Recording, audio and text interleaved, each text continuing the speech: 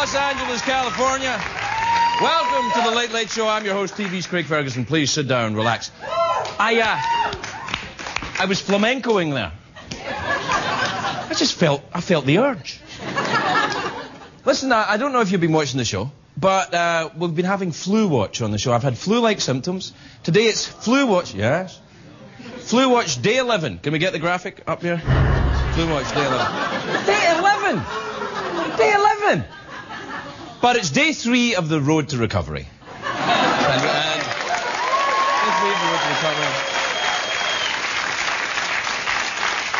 And we have to look back on Flu Watch and realise what have we learned? How can we stop it happening again? Well, we've learned that the flu is bad, but the side effects from the antibiotics are much worse. My nuts are still aching from the aching. Look. All right, get rid of that. Yes, I have the. I don't want to be smutty, but I've got, I've got swollen testicles. I've also got fatigue from the antibiotics, or maybe I'm just exhausted from lugging around these giant testicles. Anyway, enough of that. I'm so sorry. It's smutty. I'll stop doing that right now. One of the other side effects of the antibiotics is I'm feeling a bit frisky. And speaking of the friskiness, you know the 40-Year-Old Virgin movie comes out tomorrow. And tomorrow night, the movie star Steve Carell will be on this show. Now, hold your applause. It's tomorrow. That's a long time to clap. Anyway, he's from the 40-Year-Old Virgin, and I'm 43. I'm really looking forward to it. Yes, losing my virginity. I'm looking forward to it. No, I've lost my virginity. I lost it some time before I was 40.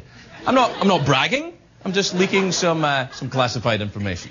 But I realise this is a hot button issue, the virginity thing, and I don't want to be smutty. But allow me to share my own experience of losing my virginity. It's a tender story. It's a tender story of love and awkwardness. Now, as I mentioned before, I dropped out of high school. And since most high school students where I come from lose their virginity to the teachers, I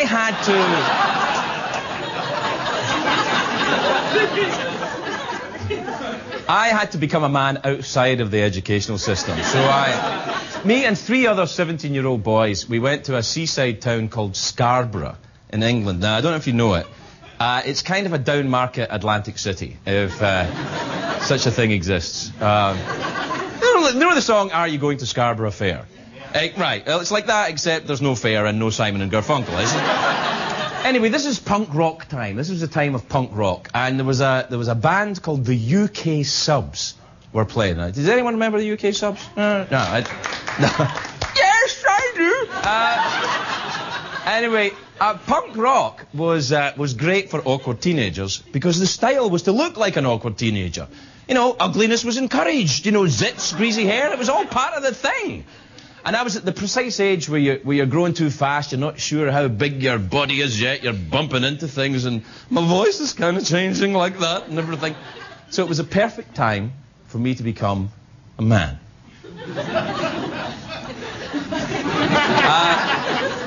So me and my buddies go to see this punk band, the UK Subs, and we were drinking. Right? It wasn't smart, it wasn't funny, and someone's eye could have got taken out, but we were drinking. And there was only about 6 people in the audience, 4 of us, and there was 2 girls in the audience. And in those days, the girls in England, they used to put their handbags on the dance floor and dance around them. I don't know why. They just did. They put their handbags on the floor and they were like...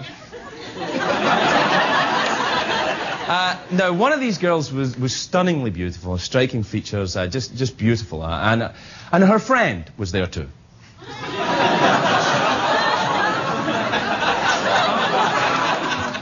And her friend was lovely.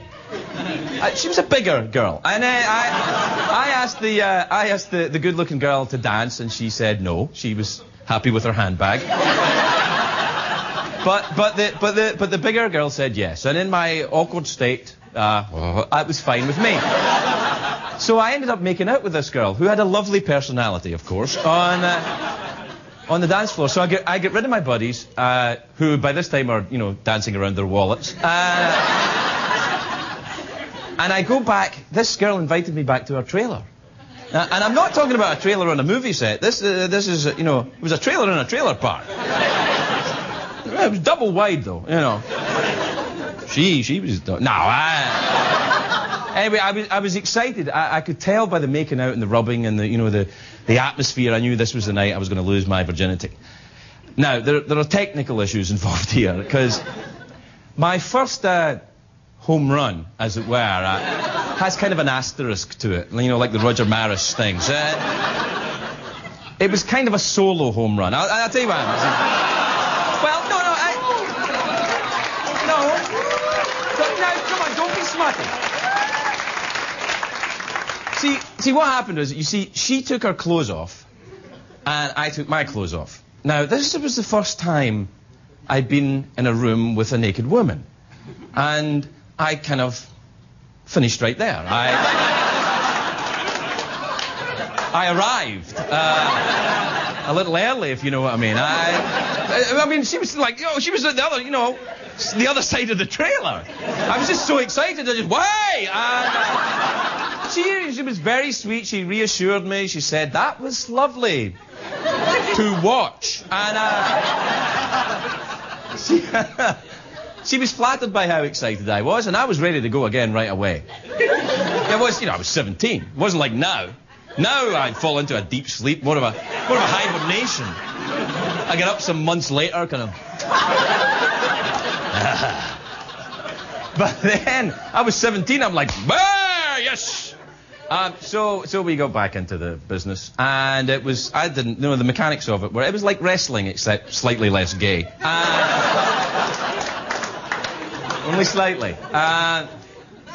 And the punk rock tradition then was to be mean to each other. You know, people didn't give each other compliments. You weren't nice, so we kind of said bad names to each other, and it was very sexy. Anyway, I don't think it was her first time. It might have been her first time from that kind of distance, but... Anyway, I want to say, we all had punk rock names, and I can't remember that lovely girl's name. I can remember her punk rock name, so Margaret Vomit. Thank you. Margaret Vomit, thank you for making a boy a man that summer. And wherever you are, congratulations.